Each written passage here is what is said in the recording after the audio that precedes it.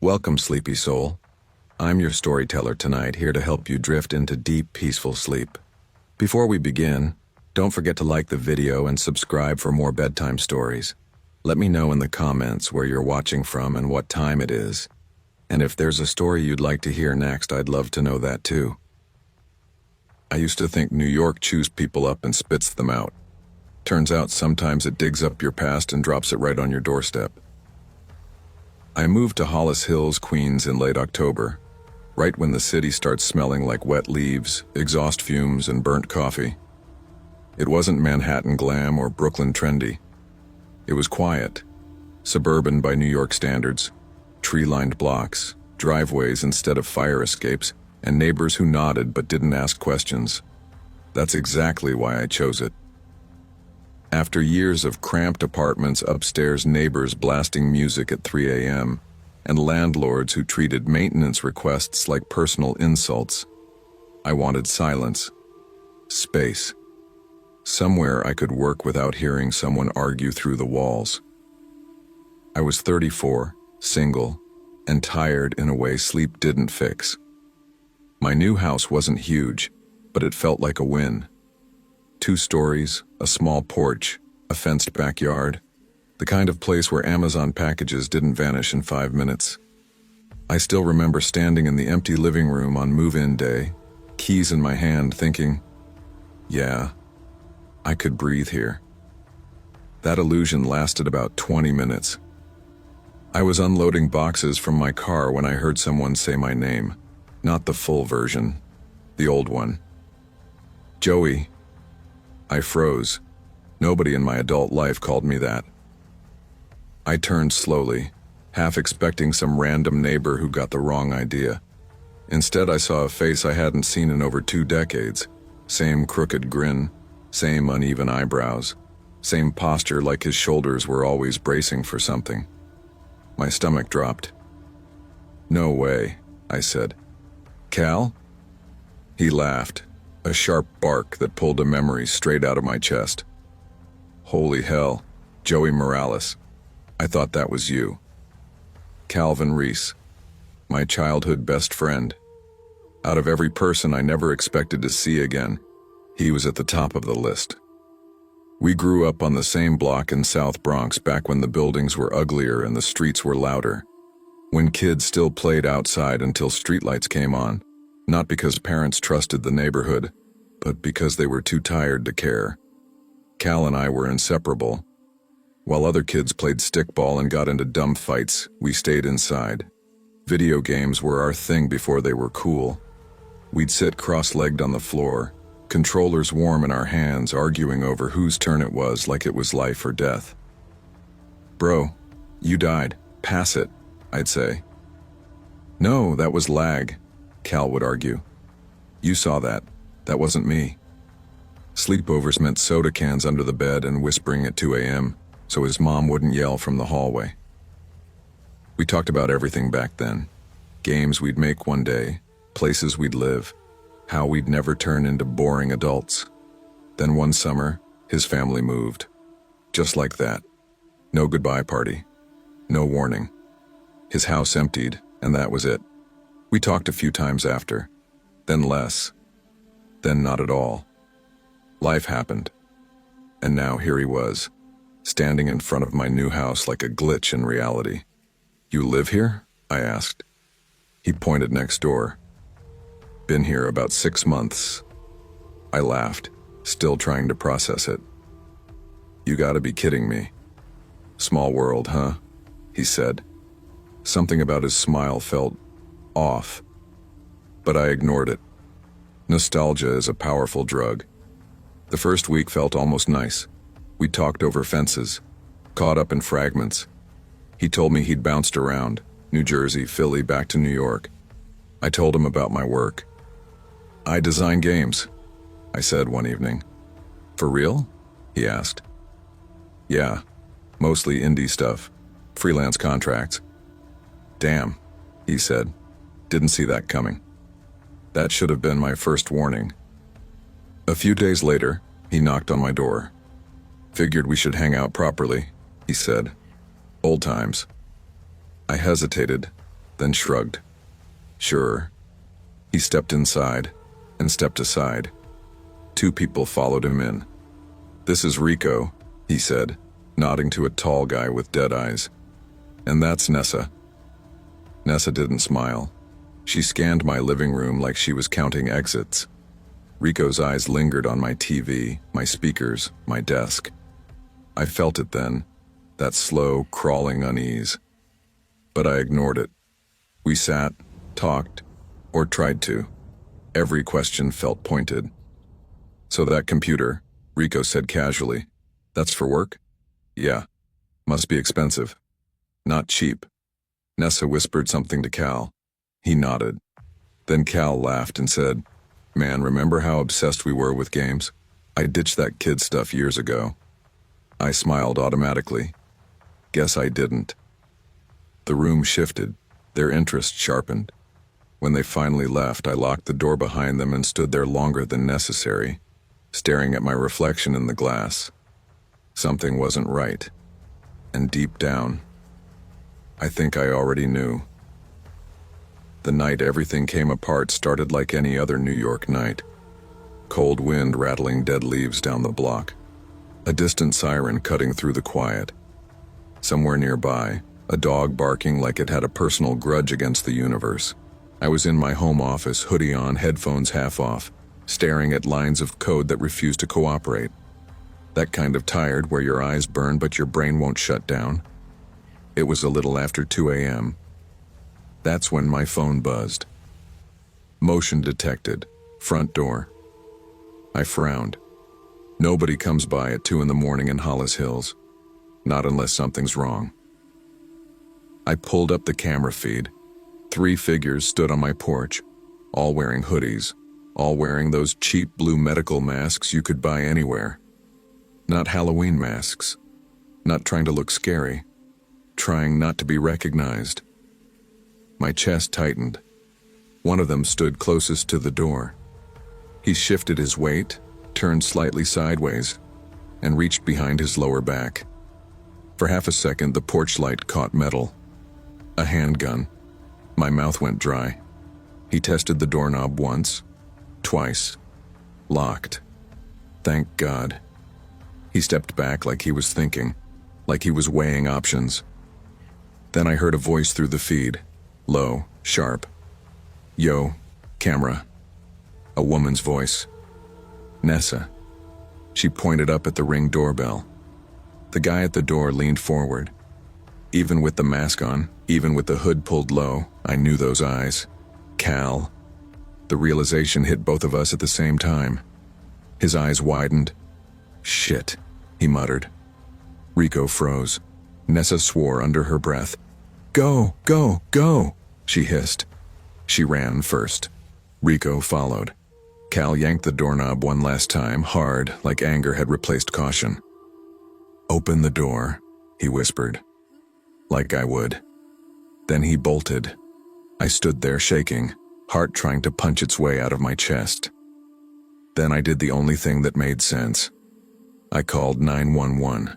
The cops arrived fast. Queens doesn't mess around when guns are involved. I showed them the footage, every angle, every second. The officer watching it paused when Cal's face filled the screen. You know him? He asked. I swallowed. Yeah, he's my neighbor. That changed everything. Turns out, I wasn't the first house. Over the next 2 days, detectives came back, asked questions, took statements, played footage I had never seen. Another house, same trio, same pattern. The difference? No masks. Cal had gotten sloppy. They picked him up 3 days later. I saw it happen from my window. Unmarked cars, flashing lights, Cal being pulled out of his house in cuffs. He didn't fight, didn't yell. He didn't look at me either. I don't know which hurt more, that he tried to rob me, or that he knew exactly what he was doing. Later, a detective told me everything. Cal wasn't just drifting, he was desperate. Gambling debts, bad connections, Rico was muscle. Nessa planned jobs. They targeted quiet neighborhoods, familiar faces, fake friends, people who knew just enough to hurt you. I kept thinking about our childhood, the sleepovers, the promises we made, how somewhere along the way, he chose a darker path, and how close I came to paying for it. I still live in that house. The cameras stay on. Sometimes late at night I catch myself staring at the empty driveway next door, remembering a kid with a controller in his hands, laughing like the world couldn't touch him. New York doesn't always change people. Sometimes it just reveals who they already were.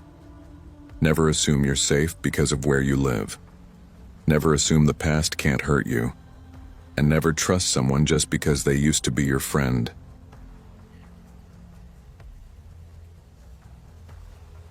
I never thought moving to a different country would make me feel smaller than I already was.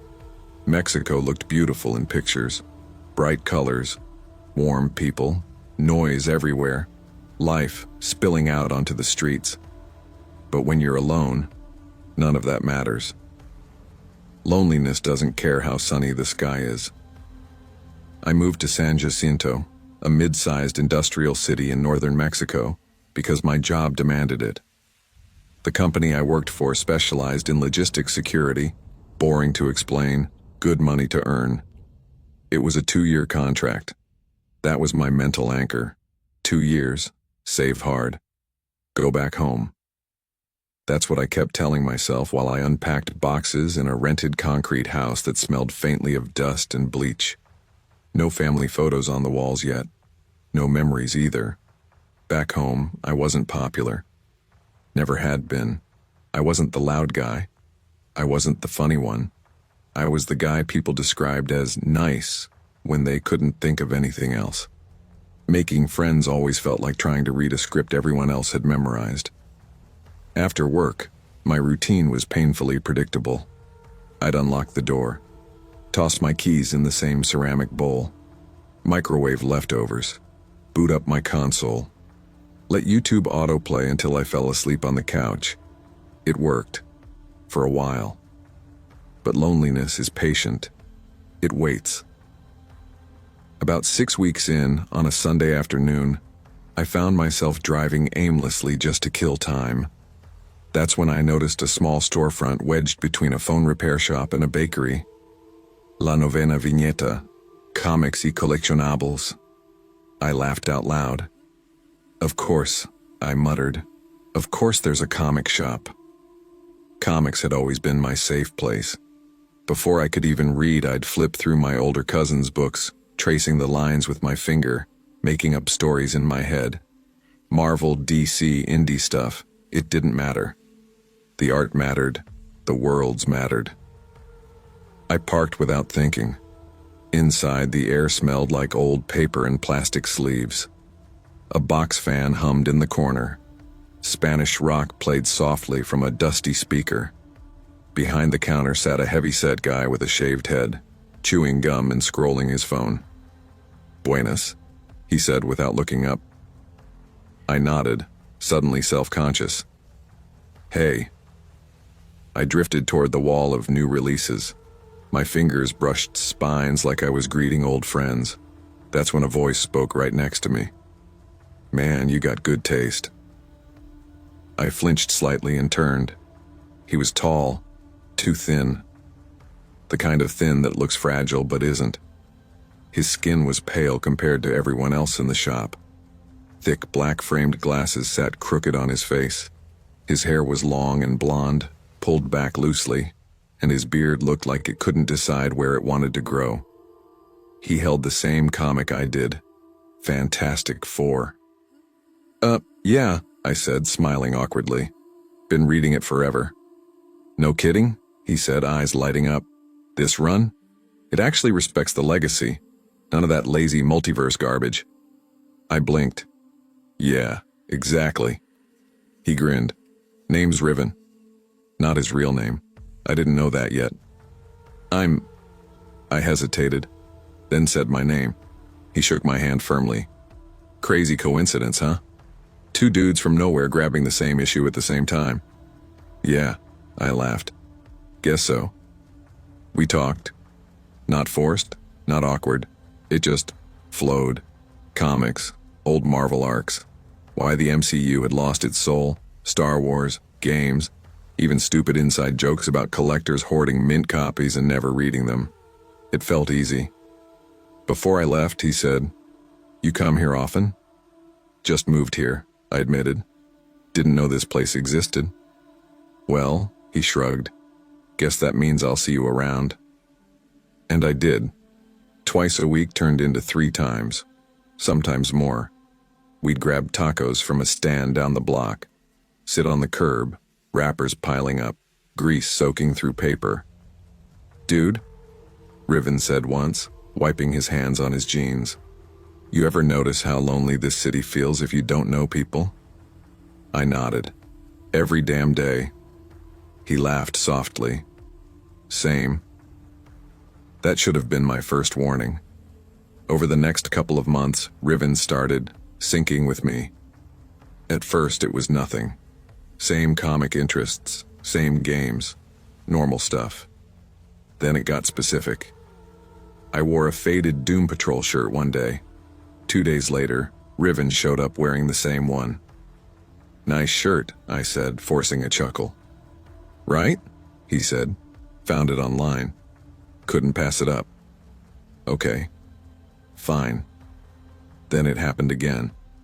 Same jacket, same sneakers, same backpack style. "Man," I joked one afternoon, "you stealing my wardrobe now?" He laughed a little too hard. "Guess we just got similar taste." Then came the haircut. I'd gone short on the sides, clean up top. Simple. Next time I saw him, his hair was gone, beard shaved, glasses changed to thinner frames. He stood in front of me, arms out. "Well," he said, "what do you think?" I stared. We could have been brothers. "No way," I said quietly. "That's weird." He smiled, but his eyes didn't. "Kinda cool though, right? Like variants. Same build. Different timeline." I forced a laugh. "Yeah, sure." But my stomach tightened. A week later, as we were locking up the comic shop behind us, he said something that stuck. "You ever think," he said casually, "that some people are meant to replace others?" I stopped walking. "What?" He shrugged. "Like, same life, same interests, same path. One just slides into the other." "That's dark," I said. He smiled again. "Just a thought." That night I barely slept. The next morning I opened my door and froze. A familiar car idled across the street. Same model, same color, same dented bumper. Riven's. The engine revved. Then it drove off. I stood there longer than I should have, heart pounding, telling myself I was being paranoid. At work, I couldn't focus. By noon, my chest felt tight. I told my supervisor, Lucia, "Hey, I'm not feeling great. Mind if I head out early?" She studied me. "You look pale. Go." When I got home, the screen door was open. I never left it open. Inside, the house was silent. Too silent. Then I heard movement. From my office.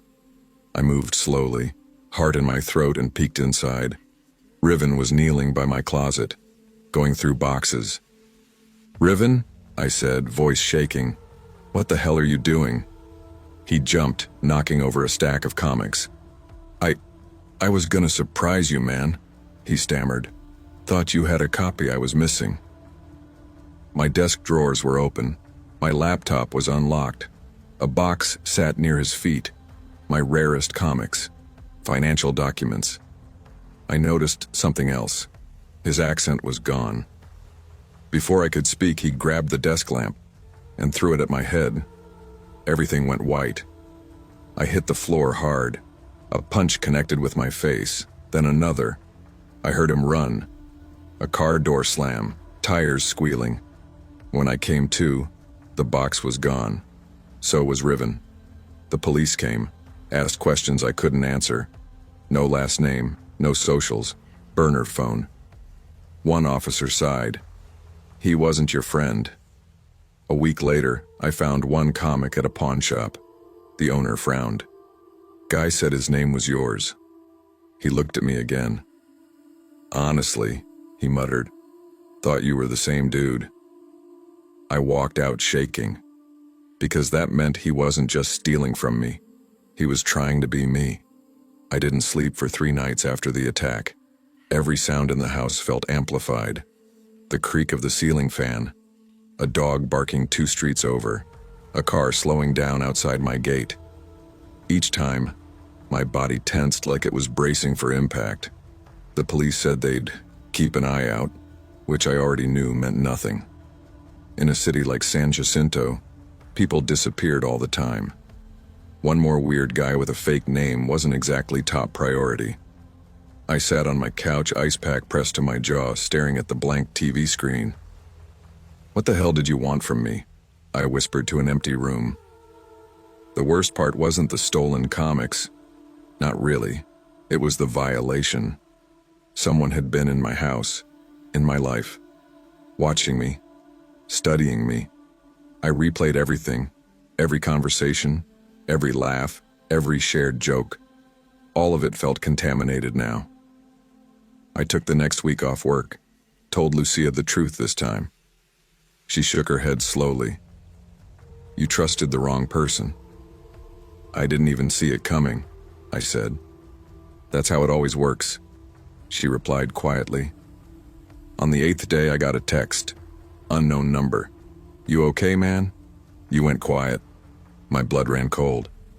I stared at the message for a long time before replying. "Me. Who is this?" 3 dots appeared, disappeared, appeared again.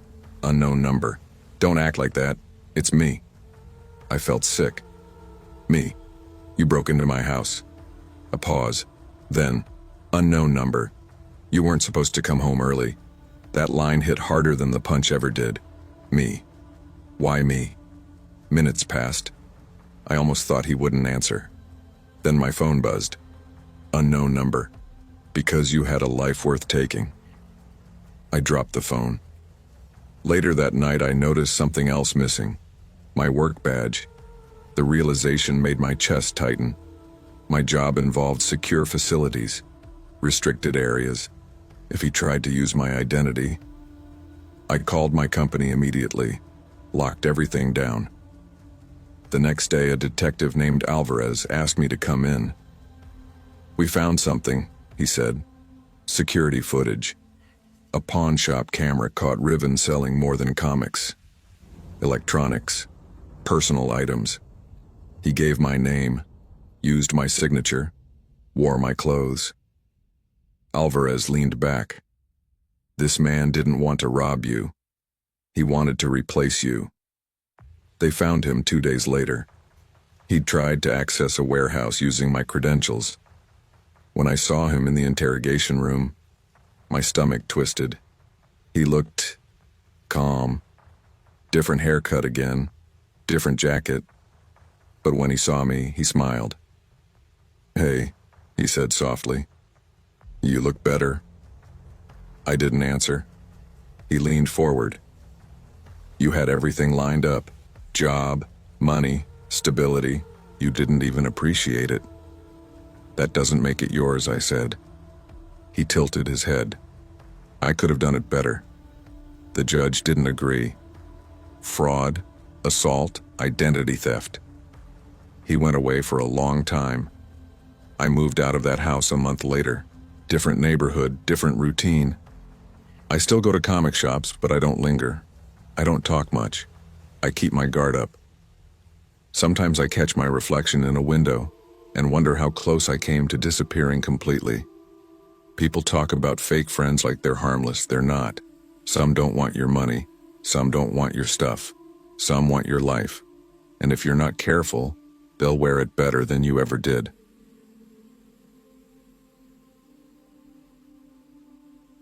I used to believe that knowing someone for most of your life meant you were safe with them. That belief died quietly, the same way everything else did, without warning, without closure, and without anyone noticing until it was already too late. I'm writing this because I don't know where else to put it. The police asked me to give a statement, but there are things you can't explain to people who only deal in facts and timelines. Some things live in the cracks between moments. Some things hide behind smiles and casual friendships. And some things sit across from you on the couch, wearing the face of the person you love. I'm Caleb Rourke. I'm 31 years old. And until a few months ago, I thought my life was boring in the best possible way. I'd been with my girlfriend Lillian since we were 17. High school sweethearts, the kind people roll their eyes at because they assume it won't last. We did long distance through college. Me in a state school up north, her 2 states over studying hospitality management. We survived bad Wi-Fi calls, missed holidays, and that quiet jealousy that creeps in when your lives are temporarily separate. When we finally moved in together, it felt earned. We rented a small house outside of Ridgeway, a quiet town with more pickup trucks than people, and the kind of diners where the coffee tastes burnt no matter how many times they refill it. It wasn't glamorous, but it was ours, and Lillian was the center of it. She laughed loud. She cursed creatively. She danced in the kitchen when she thought no one was watching. She hated guns, hated knives, hated anything that could hurt someone if you weren't careful. She believed people were mostly good, even when I didn't. That's important to remember, because the woman she became would have scared the hell out of the woman I loved. The first moment I noticed something was wrong didn't feel dramatic, it was just off. I came home early one Tuesday. My work hours bounce around and she knew that, so it wasn't unusual. When I walked in, the house smelled like steam and eucalyptus. The shower was running. As I passed the bathroom, I heard her, not crying, not singing. She was grunting, sharp, frustrated sounds, followed by angry muttering. God damn it, shit, no, no, no. It stopped the second I knocked. Lil? I asked. You okay? Silence. Then carefully controlled. Yeah, I'm fine. Her voice was tight, like she was holding something back. You sure? I said I'm fine, she snapped. Please don't start. That alone made my stomach sink. Lillian never snapped, not at me. When she finally came out, her skin was flushed, her hands shaking slightly. She wouldn't look me in the eye. I asked again if something was wrong. She sighed, annoyed. Can you just not interrogate me? I had a rough day, so I backed off. That night, she barely slept. The next morning, I showered before work. That's when I saw the stain. On the ledge where we kept the shampoo bottle, there was a dark red ring, dried, crusty. Under the bottle, more residue clung to the grout like it had been scrubbed too late. It looked like blood. I told myself it was hair dye, or rust, or anything else that didn't make my chest tighten. I didn't say anything. That was my first mistake.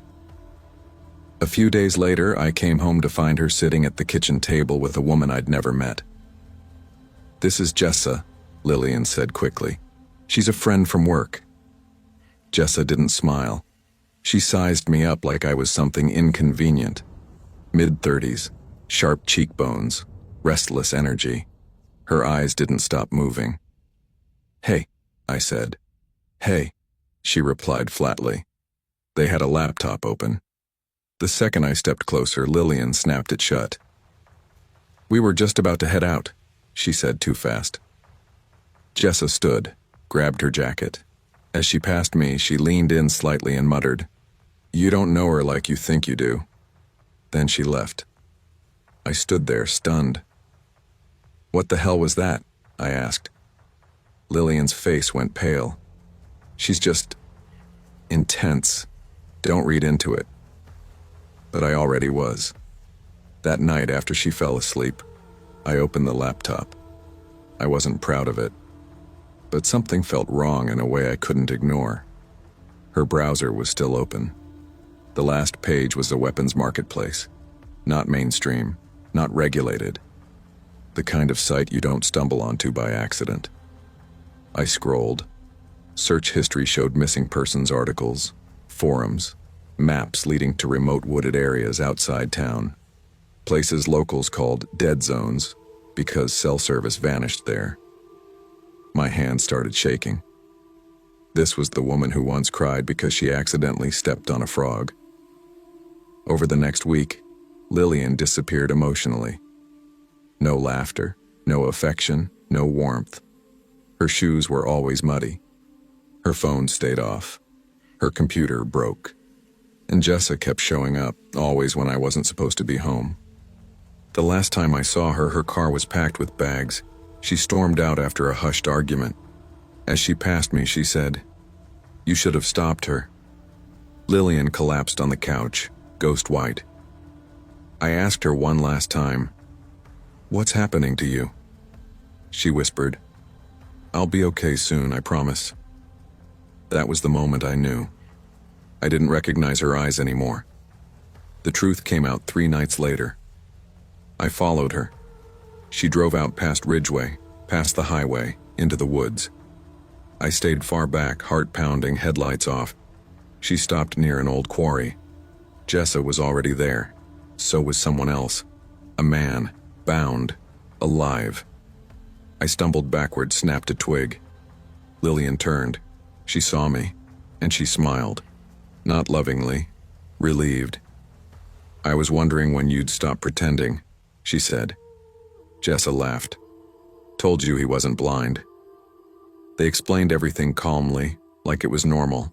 They weren't cheating. They weren't on drugs. They were hunters. They targeted people no one would miss. Drifters, abusers, men with long records and no attachments, fake friends, fake names, fake lives. They justified it. "They deserve it," Lillian said. "We make the world safer." I begged her to come home. She tilted her head. "You could help us." When I refused, her face hardened. "Then you're a liability." That man never left the quarry, and neither did Jessa. Lillian framed her. She framed me too, almost. But she made one mistake. She trusted me. The police found the site weeks later. Too much evidence. Too many patterns. Lillian vanished. Sometimes I swear I see her in grocery stores, gas stations, watching, still hunting, still smiling. And now you know why fake friends are the most dangerous kind. They don't stab you in the back. They ask you to help hold the knife.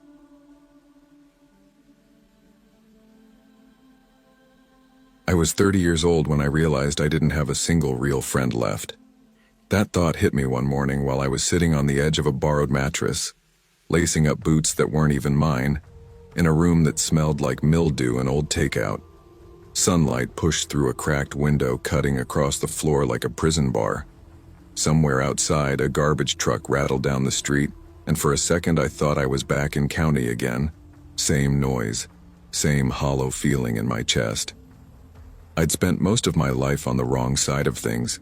Not evil, not heartless, just stupid, angry, and convinced the world owed me something it was never going to hand over. I dropped out of high school halfway through 11th grade, told everyone it was because I didn't need school. Truth was, I couldn't sit still, couldn't keep my mouth shut, and couldn't stand being told what to do by people I didn't respect. I thought I'd figure it out on my own. At 20, I caught my first charge. Nothing glamorous, just dumb street-level stuff. By 25, jail felt familiar. By 29, it felt inevitable. On my 30th birthday, I woke up with a split lip, a pounding headache, and a calendar reminder I didn't remember setting. 30 today, don't waste what's left. I stared at that notification for a long time. I didn't cry. I didn't pray. I just felt tired, deep tired, the kind that settles into your bones and doesn't leave. So I tried to change. Not overnight. Not clean-cut redemption. Just small steps. I stopped hanging around the guys who only called when they needed something. I avoided bars. I started walking into places I never would have before. Community centers, volunteer kitchens, churches. Most of it felt fake. Smiles that disappeared the moment you turned your back. People more interested in being seen helping than actually helping. Then one Saturday afternoon I met Elliot Crane. It was at a rundown brick building tucked between a closed laundromat and a pawn shop in a neighborhood most people avoided after dark. I didn't even know what kind of church it was. There were no crosses on the walls, no sermons that day. Just folding tables, aluminum trays of food, and people who didn't ask questions.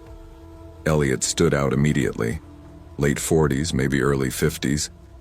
Broad shoulders, thick forearms, beard streaked with gray. He wore work boots and a plain flannel shirt, sleeves rolled up like he wasn't afraid to get dirty. He laughed easily, real laughter, not polite noise. "Grab a bowl," he said when he saw me hovering.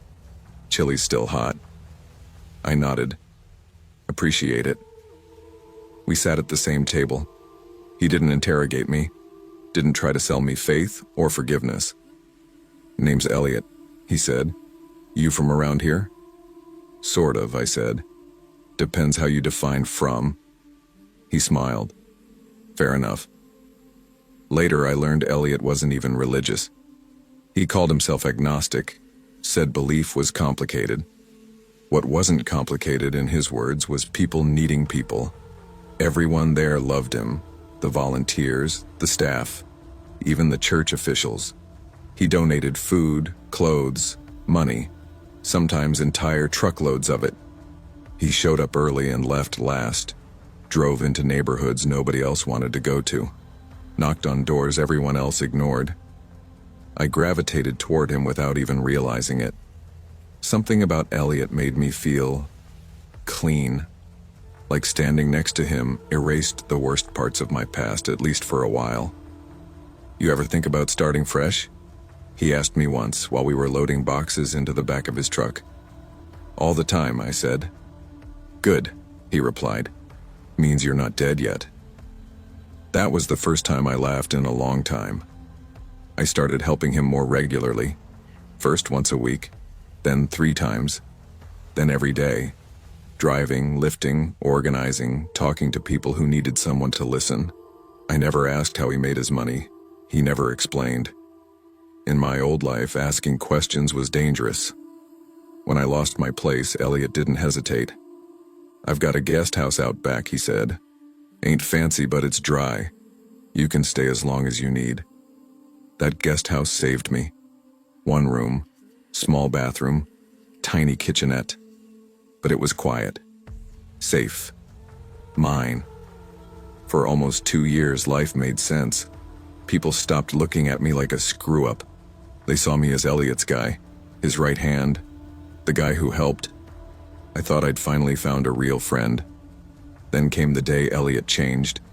It was subtle at first. Less talking, more staring. He'd drift off mid-conversation like his mind was somewhere else. One afternoon during a donation drive, I noticed his hands shaking. "You all right, man?" I asked. He exhaled slowly. "Yeah, just tired." But I knew tired. This wasn't that. That night, from the guest house, I saw his light still on, blinds wide open. He paced back and forth like a caged animal. Something felt wrong. I told myself to mind my business. I didn't. As I crossed the yard, I heard yelling, not frustration, rage. "I don't care how you do it," Elliot shouted. "Get it done. I'm not staying in this hell another day." My stomach dropped. I crept closer, heart hammering, and looked through the window. Elliot was on the phone, face twisted with anger I'd never seen, spitting words like weapons. When he turned and saw me, everything snapped. The door flew open. He charged. "What the hell do you think you're doing?" he screamed, grabbing my collar and slamming me against the wall. "I was just checking on you," I said, my voice barely steady. He accused me of spying, of trying to steal from him, threw me to the ground, kicked me when I tried to stand. "Stay right there," he yelled, storming back inside. Through the window, I saw him rip open a chest and pull something out. Long, heavy. I didn't wait. I ran, grabbed my bag, cut through the woods behind the property. From the tree line, I watched him smash into the guest house, screaming my name, holding that long object like a weapon. I didn't look back again until I hit the road. At a convenience store, I begged the clerk to call the police. They arrested him that night. Later, I learned Elliot Crane wasn't his real name.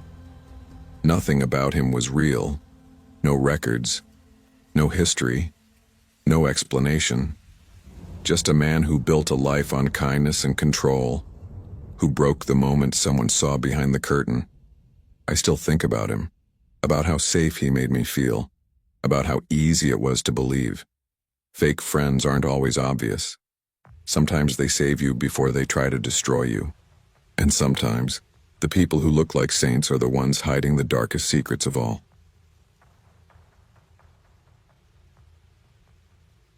I still remember the way the heat sat on my skin that night, thick and unmoving, like the air itself was watching us. I was 16 when it happened. Back then, we lived in a 3-story house tucked deep into the outskirts of Pine Hollow, Maine. One of those towns where woods swallow roads and neighbors are a rumor more than a reality. The nearest house was over 2 miles away, and at night, when the cicadas went quiet, you could hear your own breathing echo off the trees. My parents loved that isolation. I didn't. That summer, my parents were out of town for the week, visiting my aunt in New Hampshire. They trusted me. Too much, probably. I'd convinced them I was responsible enough, that having a few friends stay over wouldn't turn into anything stupid. There were 4 of us that night. Me, Riley Boone, who laughed too loud and always pretended he wasn't scared of anything. Kendra Walsh, sharp-tongued, sarcastic, the kind of girl who masked nerves with attitude. And Landon Pierce, quiet, observant, my so-called best friend since middle school. Fake friends don't look fake at first. They never do. It was Riley's idea to go to the beach. Pine Hollow Lake was about a 15-minute drive, and at night it felt like we owned the place. No tourists, no families, just dark water and warm sand that still held the sun's heat. "Come on," Riley said, tossing me the keys. "It's hot as hell. You want to just sit around sweating?" Kendra smirked. "I swear, if there's leeches, I'm blaming you." Landon didn't say anything. He just nodded, already grabbing his hoodie. The drive was normal, music blasting, windows down. That stupid feeling you get when you think you're invincible just because you're young and surrounded by people you trust. We swam, we joked. We stayed longer than we should have. When we finally pulled back into the long gravel driveway, the house stood there like it always did, tall, dark, and quiet. Except it wasn't completely dark. The light on the second floor was on. I slowed the car without realizing it. "That wasn't on when we left, right?" I asked. Riley leaned forward between the seats. "Nah. Maybe your parents forgot something? They're 3 states away," I said. Kendra rolled her eyes. "Relax, probably a timer or something." I wanted to believe that. Then came the bang. It was loud, sharp, like something heavy hitting wood. The second floor light snapped off instantly. Silence swallowed everything. My keys slipped from my hand and clattered onto the gravel. "What the hell was that?" Riley whispered. My chest tightened. I don't know." I reached into my pocket, fingers shaking, pulling out my phone. The screen lit up for half a second, then went black. No, I muttered, pressing the button again. "Dead." Kendra cursed under her breath. "Are you kidding me right now?" Before I could say anything, Landon bent down, scooped up the keys, and headed for the front door. "Landon, wait," I said sharply. "Don't go in there." He didn't even turn around. "You're freaking out over nothing." "Dude, just stop," Riley added. But Landon was already unlocking the door. The house swallowed him whole. "Kendra, call the cops," I said. "Now." She fumbled for her phone. Yeah. I didn't wait. I pushed inside, the door creaking softly behind me, and immediately felt it that wrongness. The air inside was cooler, stale, like it hadn't moved in hours. I flicked the light switch. Nothing. "Landon," I called quietly. No answer. I moved toward the kitchen, every step slow, deliberate. I opened the drawer where my dad kept his knives and wrapped my fingers around the handle of the biggest one.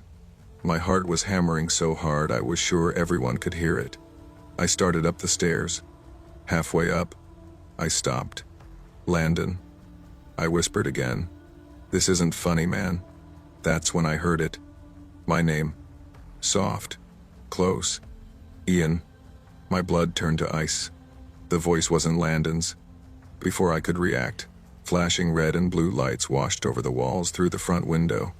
Police. Relief crashed into me so hard my knees almost gave out.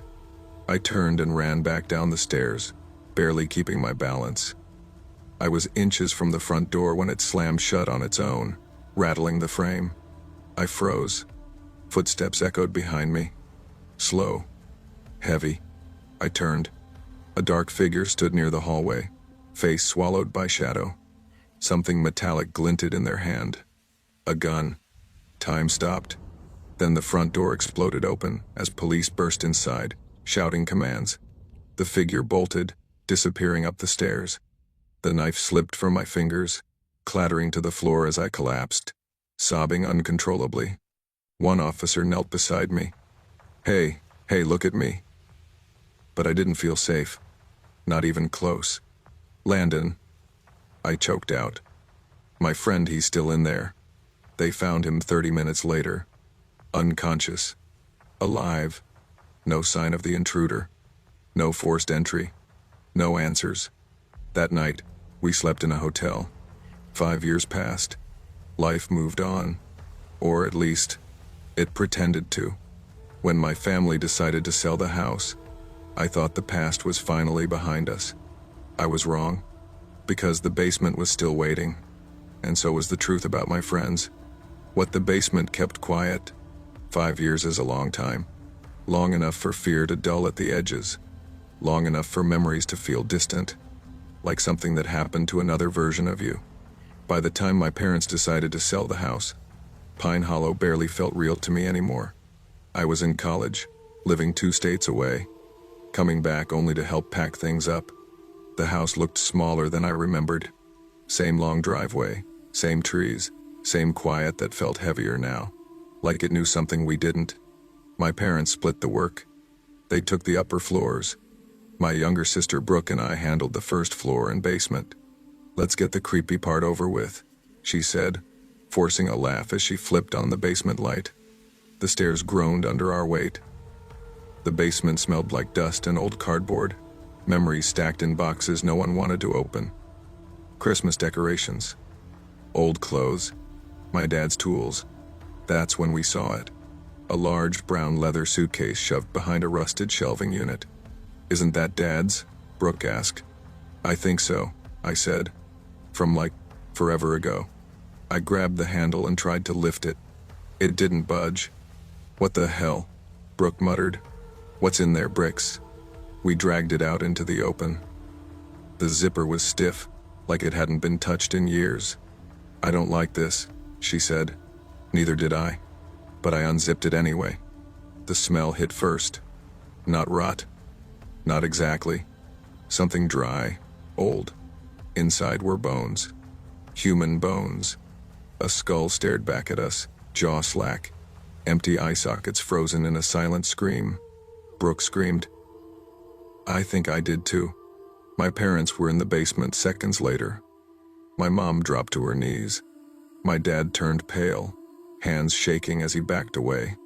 The police came, again.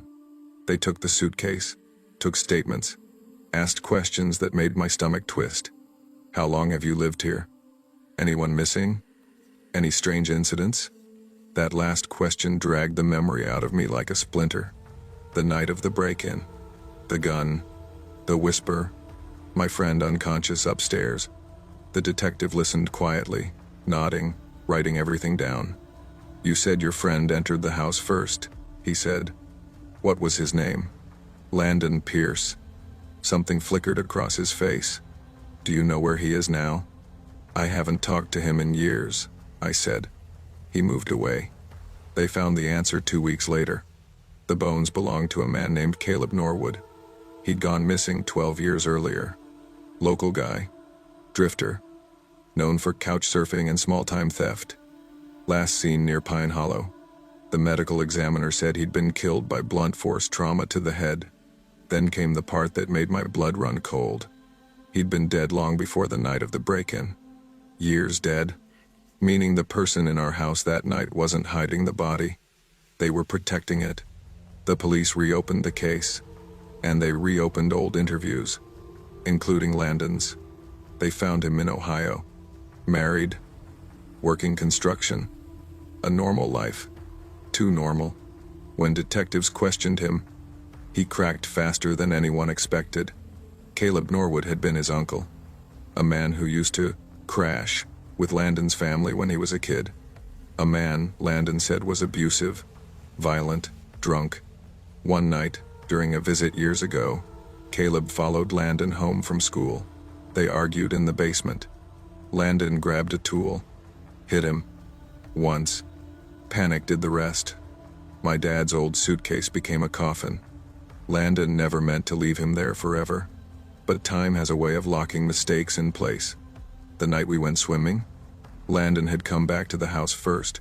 He'd seen the light on. He panicked. Riley knew. Kendra knew. They weren't stupid. They just didn't care enough to stop him. Fake friends don't protect you. They protect themselves. The whisper I heard on the stairs. Landon. The gun? Not to kill me. To scare me. To make sure I ran. The friend found unconscious? Riley. Knocked out because he threatened to talk. I was never supposed to go upstairs. I was never supposed to go into the basement years later either. Landon was arrested. Riley and Kendra were charged as accessories after the fact. The house sold. I don't talk to any of them now. Sometimes, late at night, I think about how close I came to being another secret hidden in that house. And I wonder how many people are still living beside the truth, without knowing what's buried beneath them.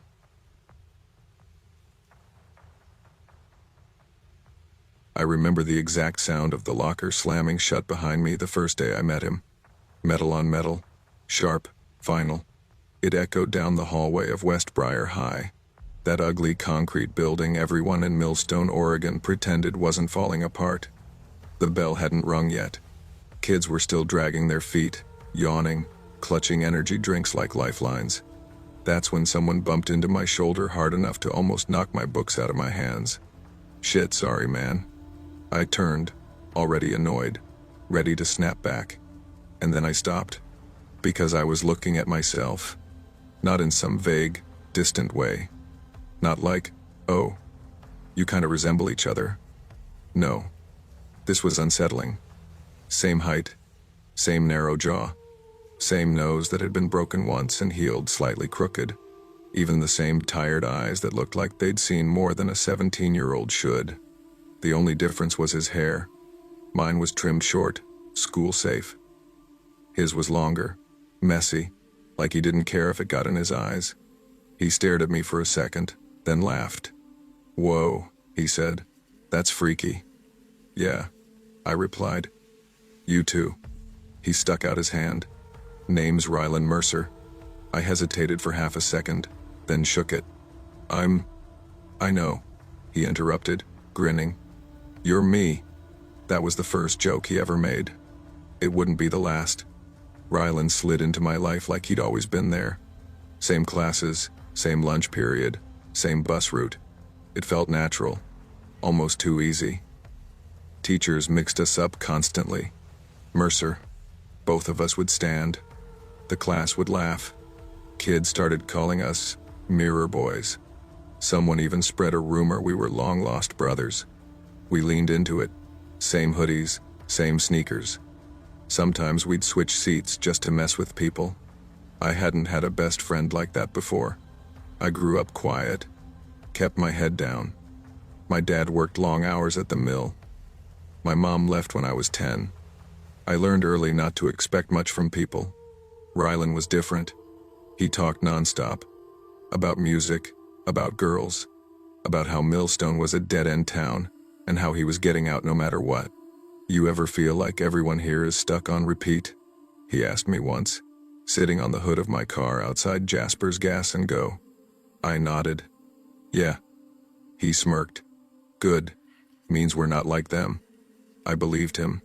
That was my first mistake. Her name was Bree Holloway. She transferred mid-semester, which in Millstone was basically headline news. People noticed her immediately. Not because she was flashy, she wasn't, but because she looked like she didn't belong. City confidence. Leather jacket even when it wasn't cold. Smelled like peppermint and smoke. She laughed loud and didn't apologize for it. She sat 2 rows ahead of us in U.S. history.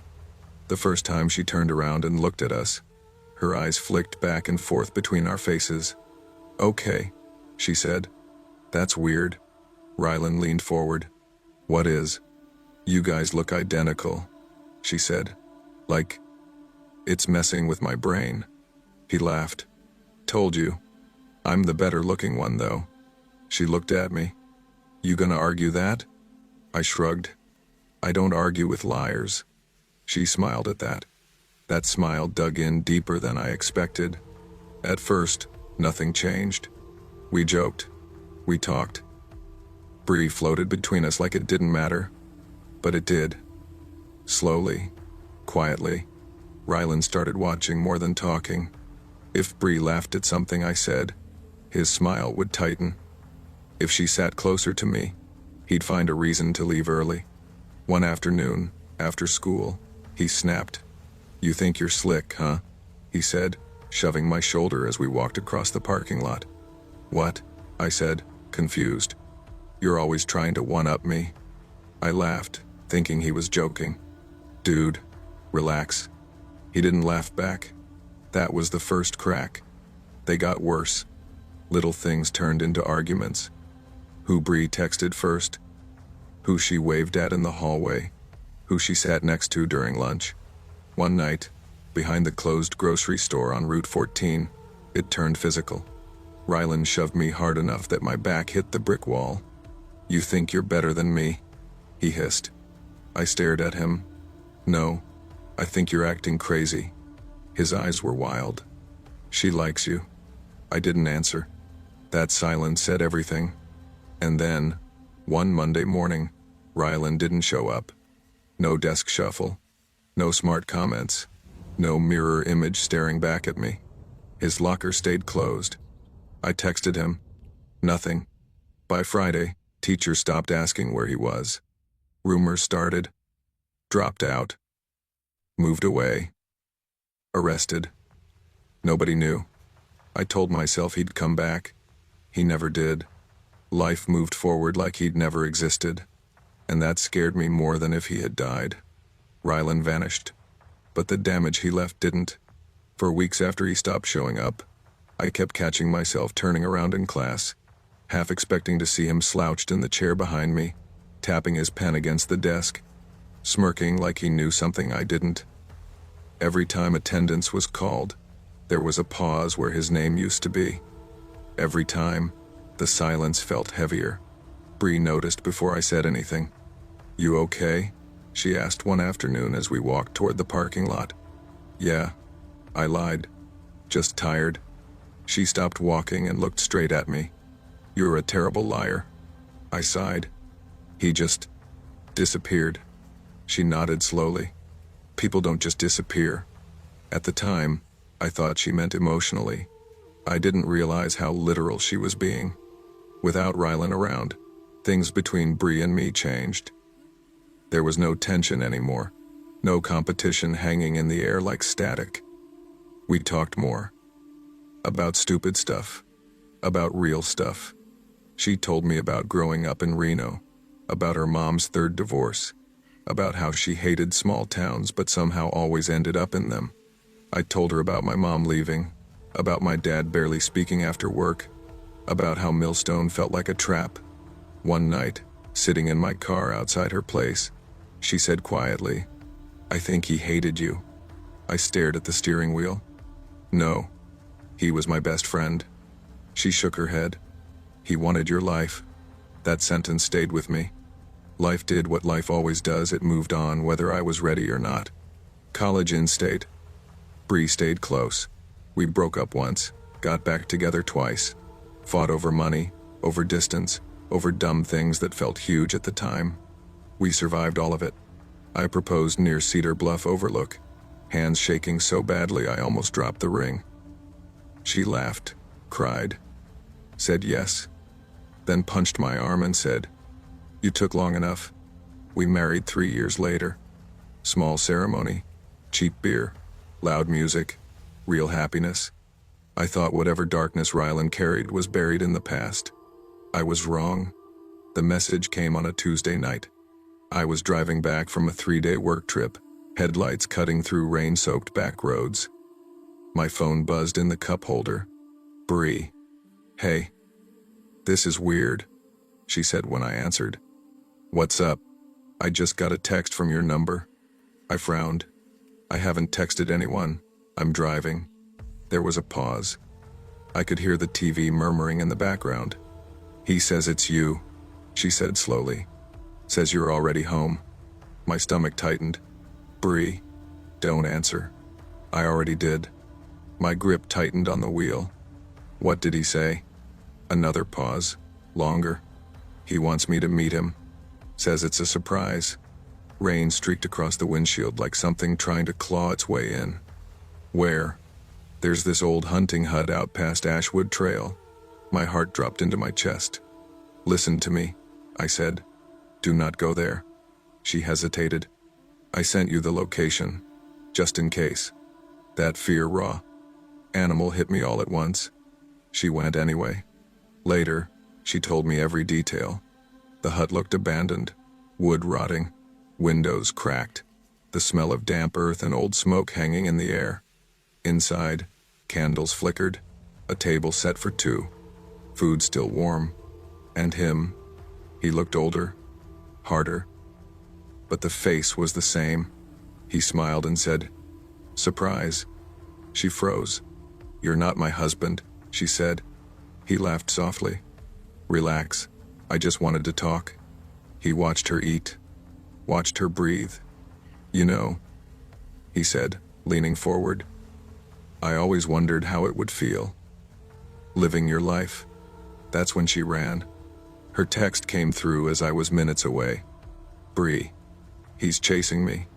I yelled into the phone, "Get out, now, don't stop."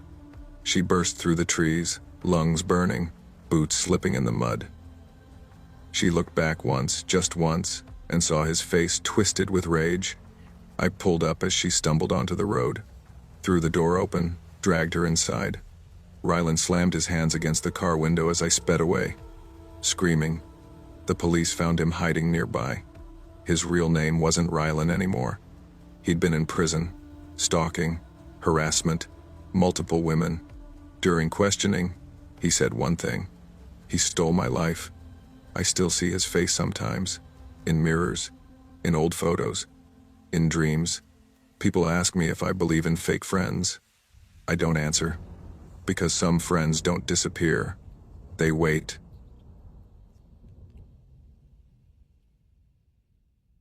I didn't meet her on a bad day. That's what still messes with my head. I met her during one of those harmless, forgettable moments, coffee sweating through a plastic cup, wedding spreadsheets open on my phone, laughing about things that didn't matter yet. Back then, nothing felt heavy. Nothing felt dangerous. If I'm being honest, I was excited. A bachelorette weekend, a break from routine, an excuse to feel young again. The bride, my best friend since college, was named Harper.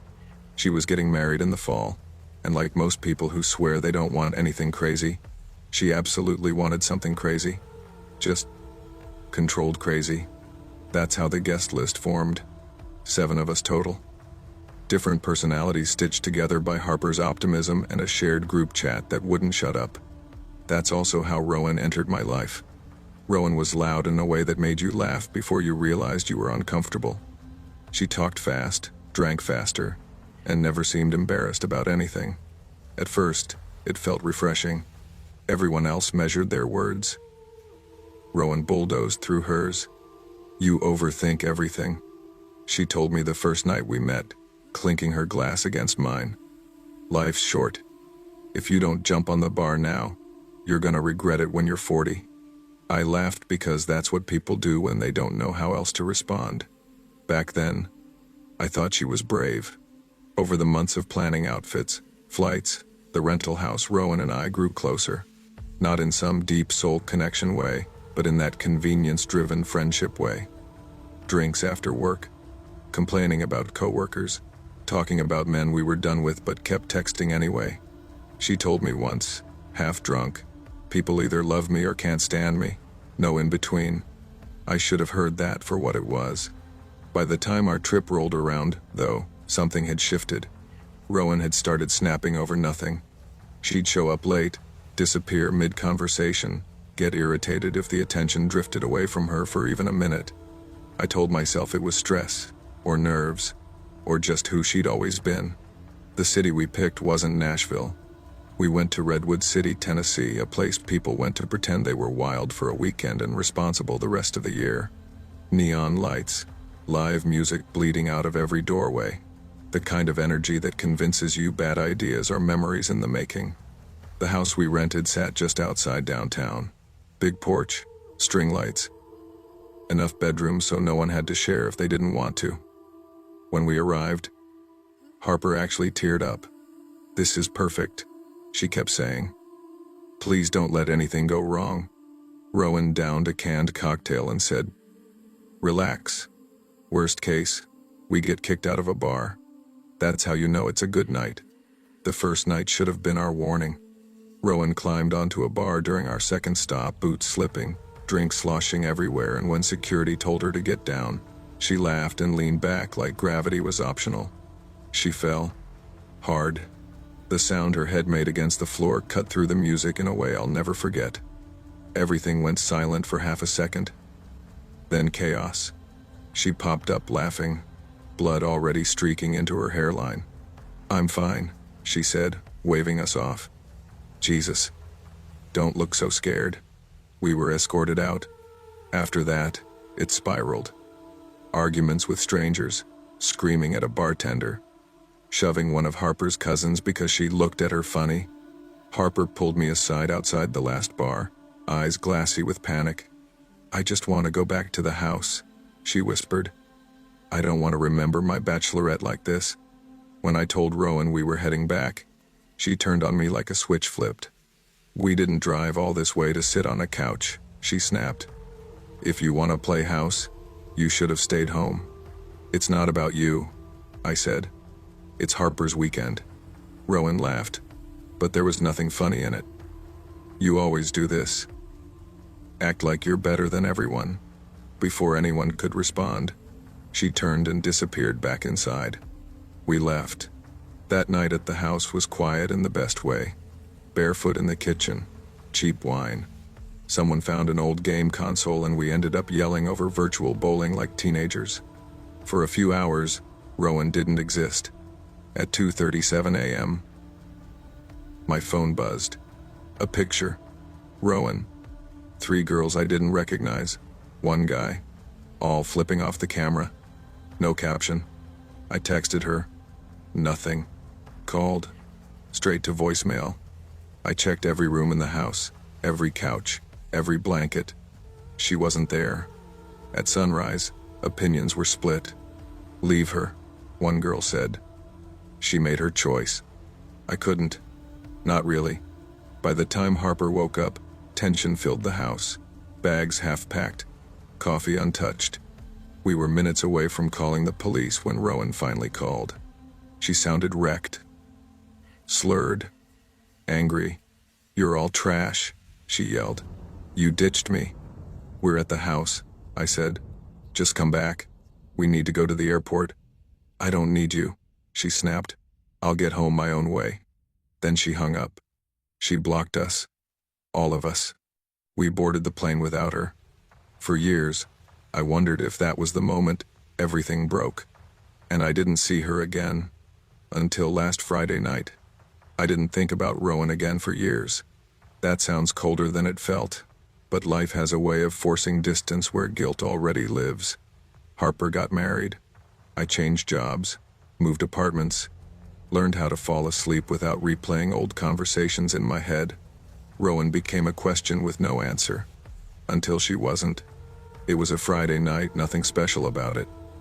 The kind of tired that sinks into your bones after a long work week. My boyfriend, Caleb, was out of state for a conference. I'd already changed into an oversized t-shirt, poured myself a glass of red, and decided the couch was as ambitious as I was getting. Around midnight, I started getting ready for bed. I propped my phone on the bathroom cabinet and FaceTimed Caleb while brushing my teeth. He was halfway through telling me about some awkward networking dinner when he stopped talking mid-sentence. Just froze. "What?" I asked, mouth full of toothpaste. "Is someone else there?" he said. I laughed. "Very funny." "I'm not joking," he said. His voice had changed. Tight. Controlled. "I just saw movement behind you." I turned the phone toward the bedroom doorway. Nothing. My closet door was cracked open like it always was. "You're tired," I said. He shook his head. "I saw someone." The door moved. I felt my stomach drop. He texted me while we were still on FaceTime. "Get out. Now. Don't react." I didn't argue. I didn't ask questions.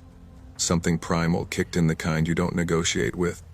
I slid my feet into shoes, grabbed my keys off the counter, and moved toward the kitchen like I was just grabbing water. That's when I saw her.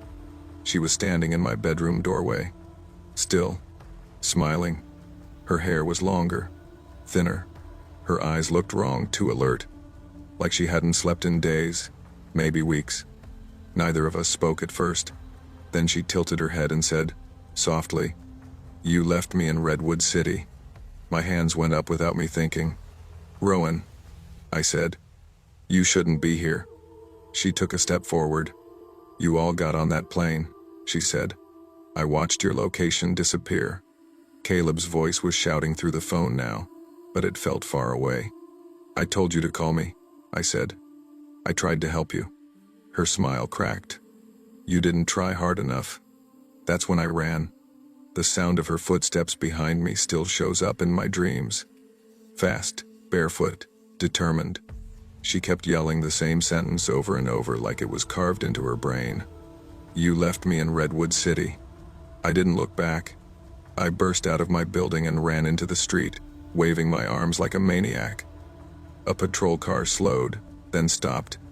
The officer barely had time to open his door before Rowan slammed into me from behind. We hit the pavement hard.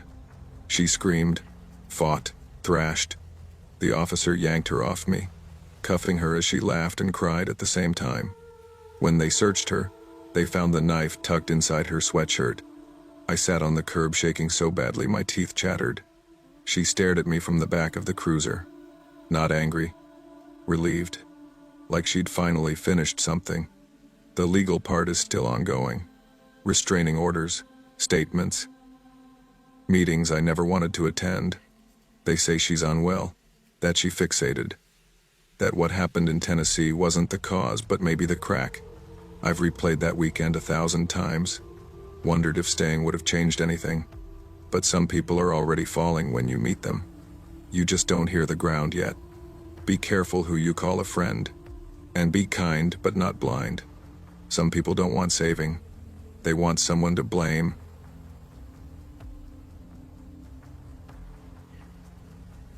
I never believed in gut feelings. People talked about them like they were some magical internal alarm system, like your body just knew when something was wrong. I always thought that was bullshit. Fear dressed up as intuition. Anxiety, pretending to be wisdom. Turns out, your gut does know. The problem is, most of us don't listen. When all of this started, my life was painfully ordinary. I was 29 years old, living alone in a rented duplex on the edge of Riverside Bluff, Missouri. Riverside Bluff was the kind of town that tried to feel bigger than it was. New coffee shops popping up next to pawn stores. Craft beer signs hanging above streets that still smelled like diesel and rain. It wasn't charming. It wasn't awful either. It was just there. I worked weekdays at a physical therapy clinic near the river. Front desk, scheduling, insurance calls, 8 to 5, same routine every day. My coworkers were nice enough, but nobody really knew each other beyond surface level. Lunch breaks were spent scrolling phones, complaining about patients, counting minutes. After work, I usually went home, reheated something frozen, and watched whatever Netflix suggested until my eyes felt heavy. I wasn't depressed. I also wasn't happy. I was stable. And at that point in my life, stability felt like success. I met Evan Mercer on a random Thursday night in early May. Not online, not through friends, not through work. It was one of those stupid coincidences that feels meaningless until it isn't. I'd stopped at a gas station off Route 14 after work. One of those places with flickering lights and floors that always felt slightly sticky. I was standing at the cooler, debating between two energy drinks I didn't need, when someone behind me said, "Don't get that one. Tastes like battery acid." I turned around. Evan was smiling at me like we already knew each other. Tall, around 6 foot, lean but solid, like he worked out without making it his personality. Dark hair, a little messy, light stubble along his jaw. Clean hoodie, jeans, sneakers that weren't flashy but looked new. He didn't look intimidating. He didn't look sketchy. He looked normal. "Which one then?" I asked. He pointed. "That one won't ruin your night." I grabbed it. "If it does, I'm blaming you." He laughed softly. "Fair." We walked to the counter together. Small talk. Where you from? What you do? Nothing deep, nothing personal. As we paid, he said, "I'm Evan. By the way, I'm Paige. Well, Paige, enjoy the not battery acid." And that should have been it, but it wasn't. A week later, I saw him again at Dockside Tap, a bar near the river that everyone pretended wasn't trashy because they installed Edison bulbs and called their fries hand cut. I was there with coworkers. He was there with nobody. "Battery acid girl," he said when he spotted me. I laughed. Energy drink snob. We ended up sitting together most of the night. Evan was easy to talk to. Not loud, not pushy. He didn't interrupt, didn't overshare, asked questions but never pried. The kind of guy who made conversation feel effortless. "What do you do for fun? What do you hate doing? What's something people always misunderstand about you?" Normal questions. But something about the way he asked them felt attentive. At the end of the night, he didn't ask for my number. He just said, "Good seeing you again, Paige." That made me trust him. Over the next few weeks, we kept running into each other. Coffee shop near the courthouse. Farmer's market on Saturday mornings. Another bar trivia night. It felt organic, like life nudging us together. Eventually, I gave him my number. We started texting. Not flirty, not heavy, just friendly. Memes, complaints about work, dumb observations about people. He remembered things, little things. How I hated cilantro. How I always parked crooked. How I drank iced coffee even when it was cold. It felt nice. It felt like being seen. A month later, we tried going on a date. Dinner at a casual place downtown. Burgers, fries, cheap wine. Halfway through, I realized I didn't feel that way. No butterflies, no pull, no spark. When he walked me to my car, I told him the truth. "I like you," I said carefully. "I just don't think this is romantic." He didn't get defensive. Didn't argue. Didn't push. He nodded. "Yeah, I get that." I do. Relief washed over me. "I'd still like to be friends," he added. "If you're cool with that." "I am," I said. And I meant it. Our friendship deepened fast. Texts every morning. Long conversations late at night. Phone calls when one of us couldn't sleep. I told Evan things I hadn't told anyone in years. How my dad left when I was 16. How my mom pretended everything was fine when it wasn't. How silence made my thoughts spiral. He listened. Never judged. Never rushed to fix things. Just listened. At the time, it felt rare. Now I know he was learning me. About 2 years later, Evan disappeared. No warning, no explanation. His number stopped working. His Instagram vanished. Mutual acquaintances said he moved out of state with a girlfriend. Someone else said it ended badly. I felt a brief sting. Then life went on. People drift. I didn't think about him again. Until one Friday night in late September. I was at Anchor Point, my usual bar. Same seat, same bartender, same playlist. I was mid-conversation when the front door opened. I felt it before I saw him. Evan stood there like nothing had changed. Same smile, same posture, same calm presence. "Paige," he said softly. I hugged him without thinking. And that's where everything truly began. When Evan walked back into my life that night at Anchor Point, it felt unreal, like seeing someone you'd dreamed about and forgotten, suddenly standing in front of you in flesh and blood.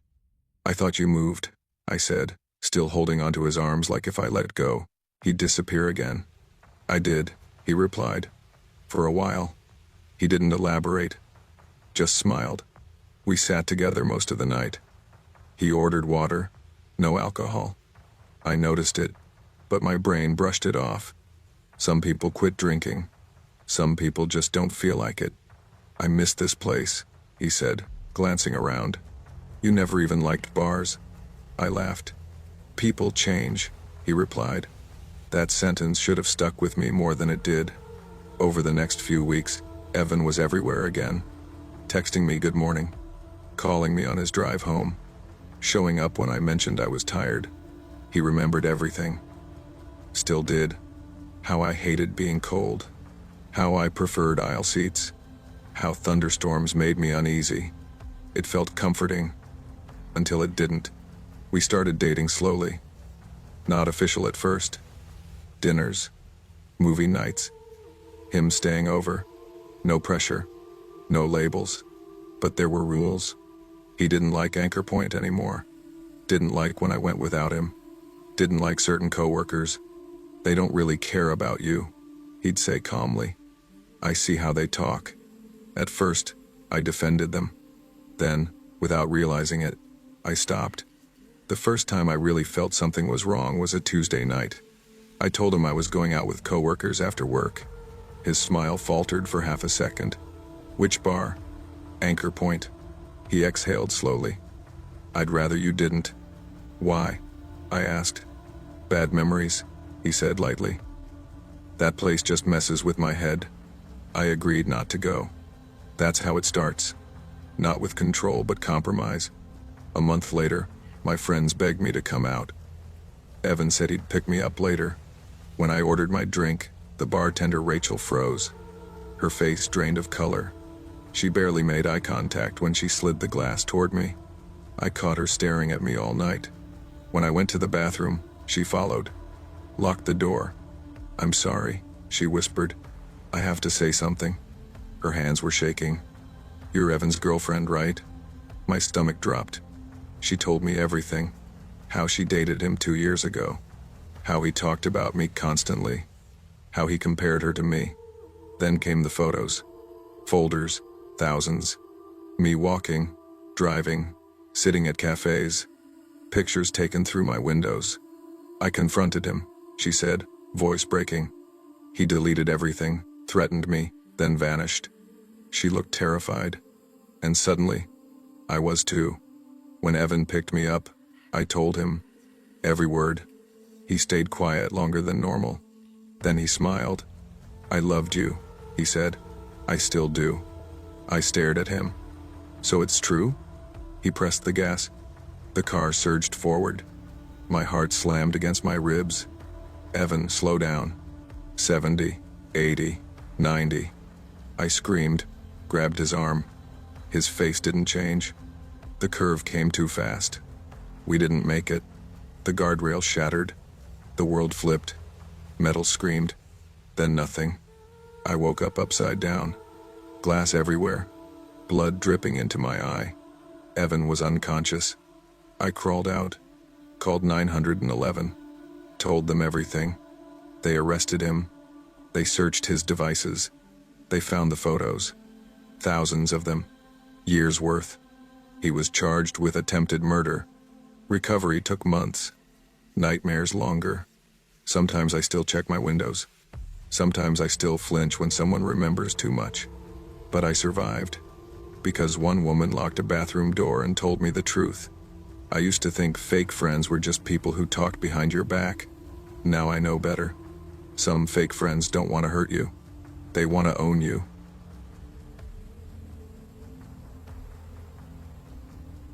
I was never the kind of person who believed bad things only happened to other people.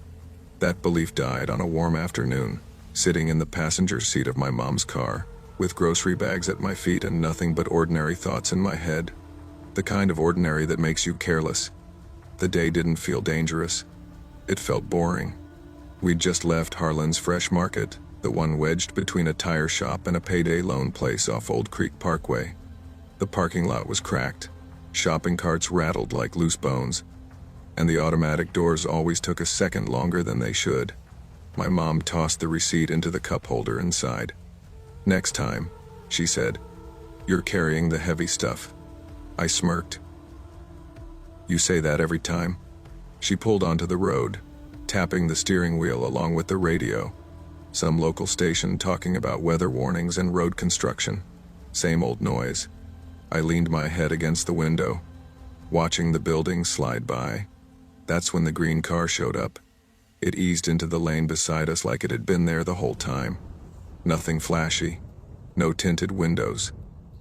Just there. I noticed it, then dismissed it. People noticed cars all the time. But my mom didn't. She noticed something else. Her posture changed. Her shoulders stiffened, like someone had just whispered something terrible in her ear. She checked the side mirror.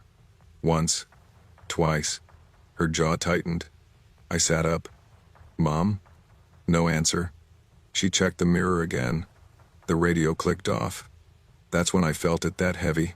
Crawling feeling in your chest when something is wrong but your brain hasn't caught up yet. "Mom," I said again, quieter this time. Her voice came out low and controlled. "Don't move." "What?" I asked. "What's happening?" She swallowed. "Green car. Passenger side."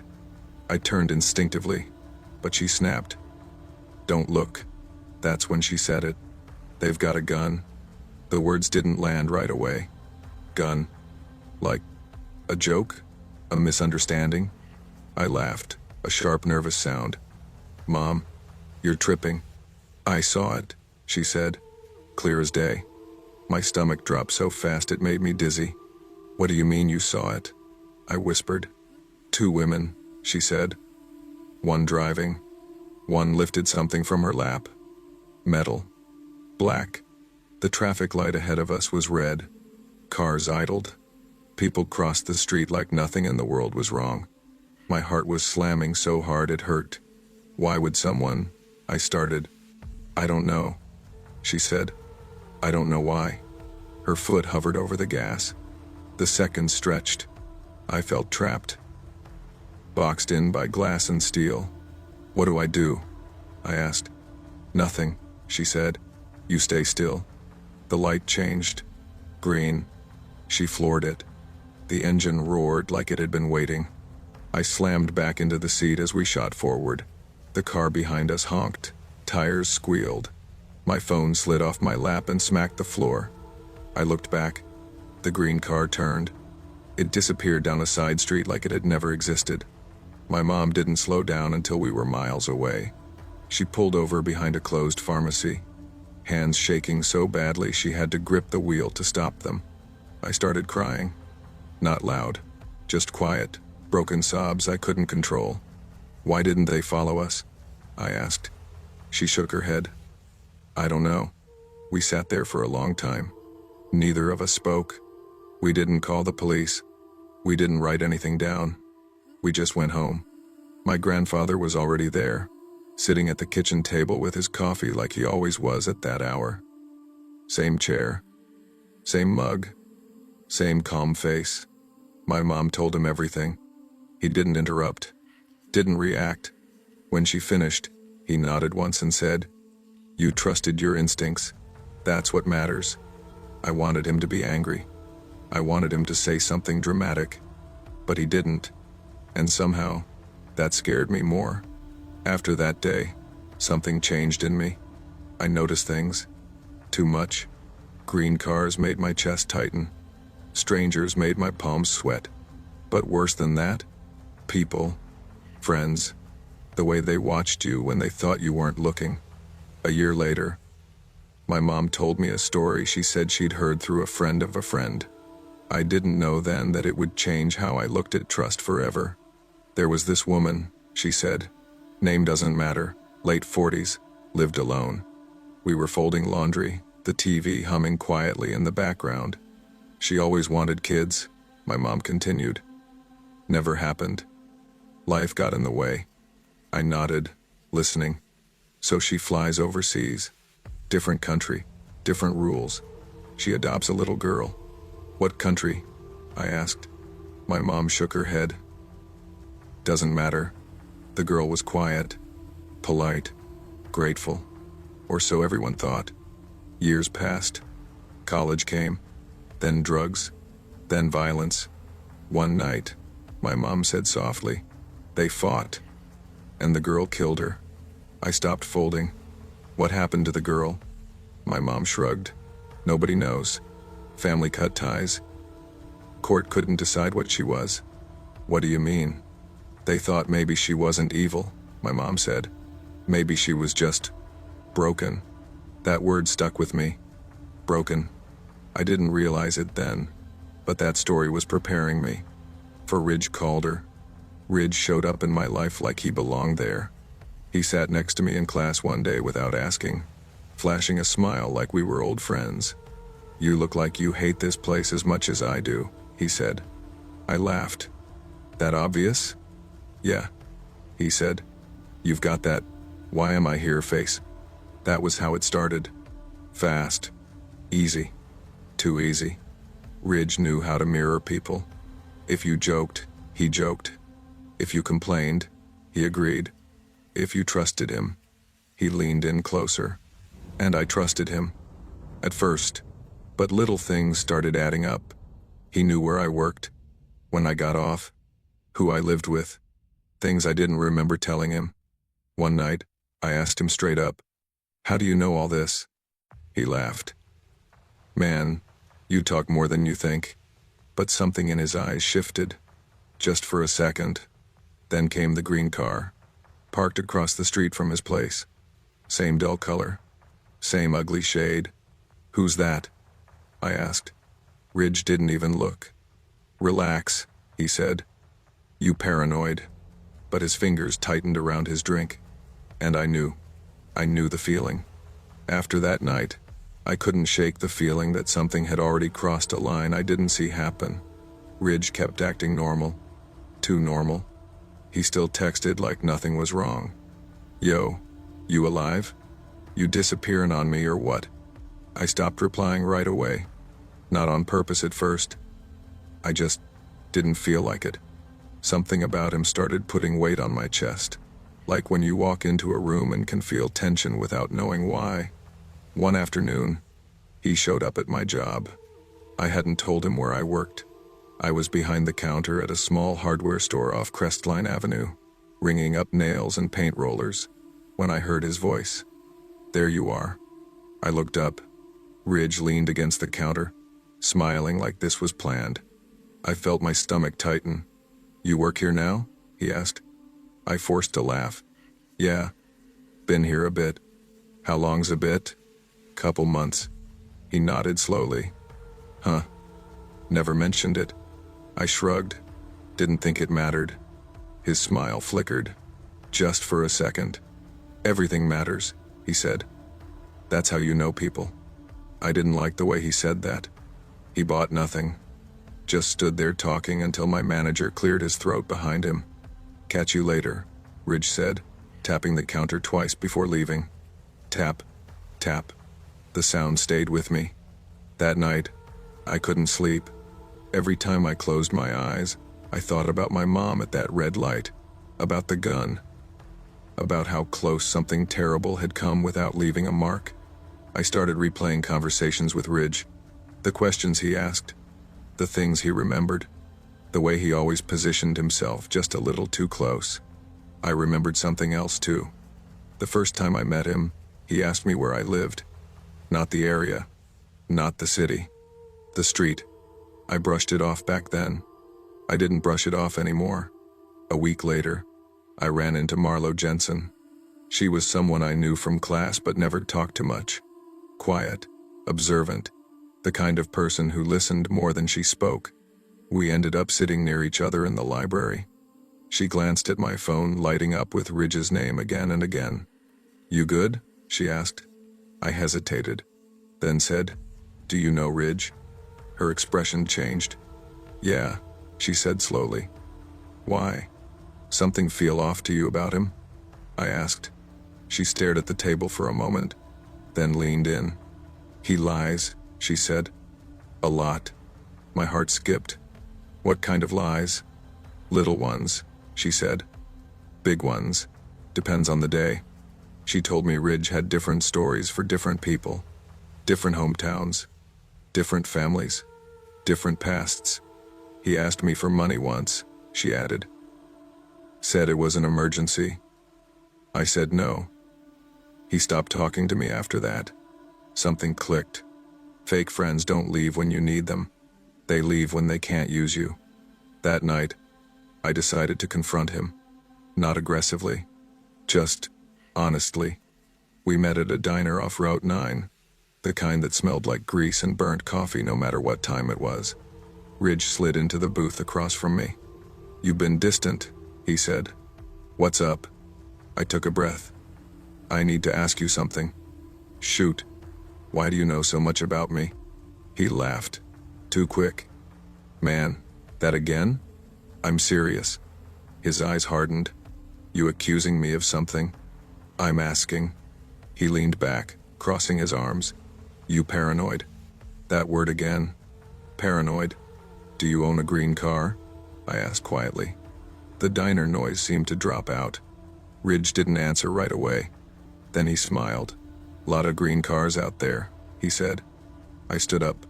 "I think we're done," I said. He didn't try to stop me.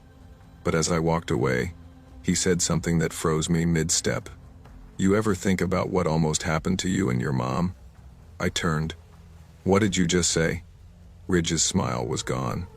"Nothing," he said. "Forget it." I didn't forget it. I couldn't. 2 weeks later, Ridge disappeared. No texts. No calls. No sightings. I thought maybe that was it. I was wrong. The article popped up while I was scrolling one night. Different state. Different name. Same face. Charged with armed assault. Multiple aliases. My hands shook as I read it. The picture stared back at me like a dare. I closed the app and sat there in silence. Thinking about green cars. Thinking about red lights. Thinking about how close danger can get without ever touching you. My mom noticed something was wrong. "You okay?" she asked one night. I nodded. "Yeah." She didn't push. She never did. But as I lay in bed later, staring at the ceiling, I understood something clearly for the first time. Some people don't come into your life to be friends. They come to learn you, study you, wait. And when they leave, it's not because they're done. It's because they found something else. Or someone else. After Ridge disappeared, life didn't magically go back to normal. That's the lie people tell, that danger leaves clean edges behind. It doesn't. It leaves echoes. I started noticing how quiet my days became. Fewer texts, smaller circles, less noise. At first, it felt lonely. Then it felt safe. And that scared me too. Because safety shouldn't feel unfamiliar. A few months passed. I stopped checking social media as much. Stopped trusting smiles right away. Stopped assuming everyone meant well just because they acted friendly. My mom noticed the change. "You're different," she said one night while we were washing dishes. "Good different or bad different?" I asked. She thought for a moment. "Aware different?" That word again. Aware. I dried my hands and leaned against the counter. "Do you ever think about that day? With the car?" She nodded. More than I want to admit. Do you think they knew us? I asked. She shook her head. I think they didn't need to. That answer stuck with me. Some people don't need a reason. A year later, I ran into Marlo again. We were both older, more tired, less open. We talked about Ridge for the first time since everything happened. You ever hear from him? I asked. No, she said. But I heard about him. She pulled up an article on her phone. Different crime. Different city. Same pattern. He always needed someone, she said quietly. Until he didn't. I thought about that woman my mom told me about. The one who adopted a child without knowing her past. About how love wasn't enough to overwrite what already existed. Some people are shaped by things you'll never see. That doesn't make them monsters. But it doesn't make them safe either. A few weeks later, something small happened that broke me in a way I didn't expect. I was driving alone. Stopped at a red light. A green car pulled up beside me. Same shade. Same dull paint. My hands started shaking. My heart slammed so hard I thought I'd pass out. I glanced over. An older couple sat inside, arguing about directions. Nothing dangerous. Nothing wrong. The light turned green. They drove off. I sat there for a moment, breathing through the panic. And then I laughed. Not because it was funny, but because I finally understood. Trauma doesn't care about logic. It cares about memory. That night, I told my mom everything about Ridge. She listened quietly, just like my grandfather had years before. When I finished, she said something I'll never forget. Sometimes the universe gives you a warning shot, she said. Not to scare you, to teach you. What was the lesson? I asked. She met my eyes. That not everyone who stands beside you is on your side. I don't think about Ridge much anymore, but I think about fake friends all the time. The ones who ask too many questions. The ones who mirror you too well. The ones who disappear the moment you stop being useful. I think about how close danger can sit without ever touching you. How sometimes survival isn't about fighting. It's about noticing, listening, leaving early. If there's one thing I've learned, it's this. Real friends don't make you feel watched. Real friends don't study your routines. Real friends don't smile when you're uncomfortable. And real danger doesn't always come running at you with a weapon. Sometimes it pulls up beside you at a red light, smiles, and waits.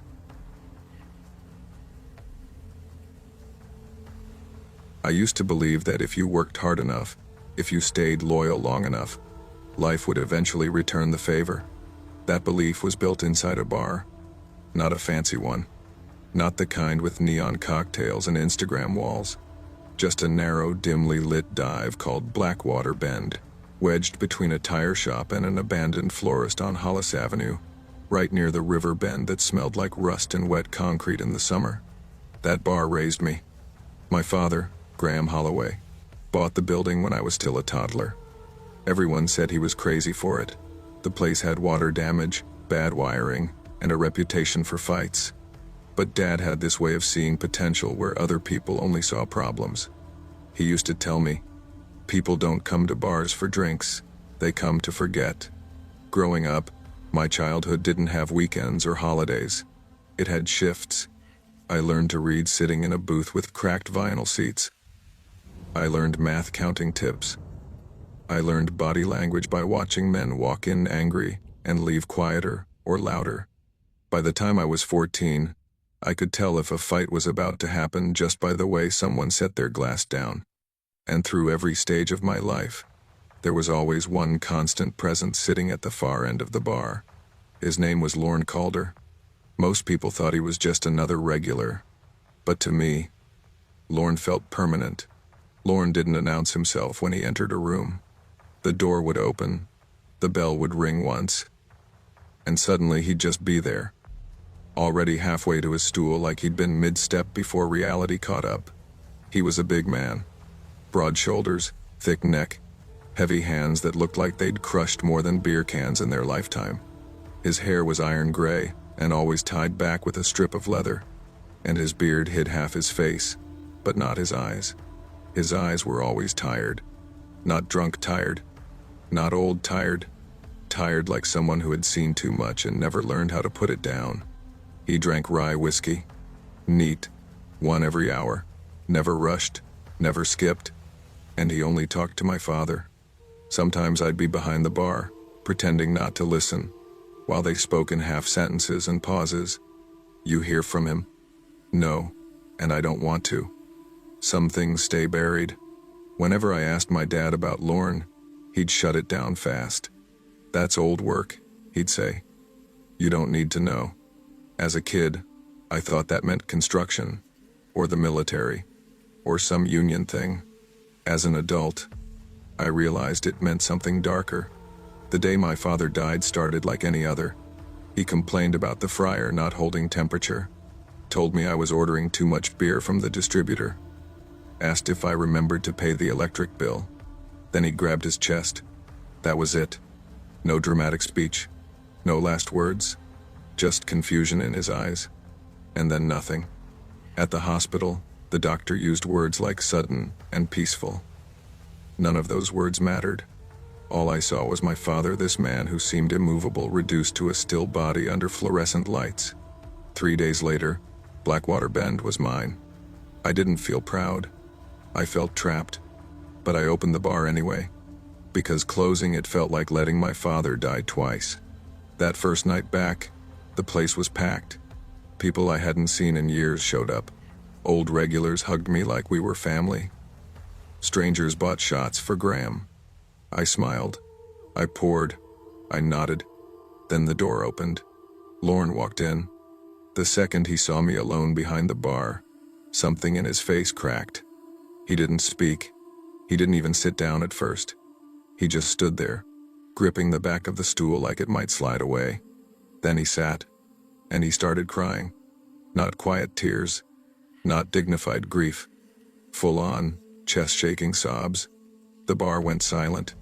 I poured him a rye and slid it across the counter. This one's on the house, I said. For my old man. Lorne wrapped both hands around the glass like it was keeping him upright. I should have gone first, he whispered. That sentence stayed with me. It felt wrong. As the night dragged on, the crowd thinned. By closing time, it was just me and Lorne. Empty bottles lined the bar. Chairs were flipped. The lights were dimmed. All right, I said gently. You're done for the night. Let's get you home. He didn't move. I'm not who you think I am, he said. I frowned.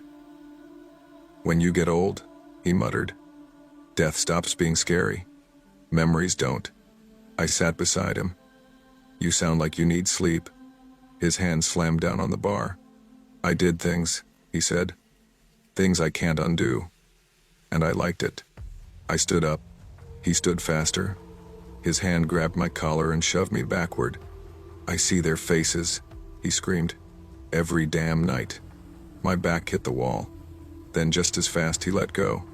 Sat back down. Started sobbing again. Your father knew, he said. That's why he stayed.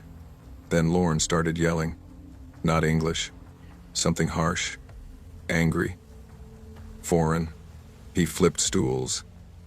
Smashed glasses. Screamed like a man being torn apart from the inside. I stayed frozen. Finally, he looked at me. I won't let them follow me anymore. And he ran. The police said it like they were talking about a lost wallet. No sign of him. Probably took off. That was the official answer. They checked Lorne Calder's house twice. Once that night, once the next morning. Same result both times. No forced entry. No struggle. No note. No packed bags. Just an empty place that felt more like a motel room than a home. No photos on the walls. No mail on the counter. No family pictures. Just a single chair by the window and a half-empty bottle of rye on the table. The officer looked at me and shrugged. Some people don't leave much behind. That sentence sat wrong with me. Because Lorne had been in my life for over 2 decades.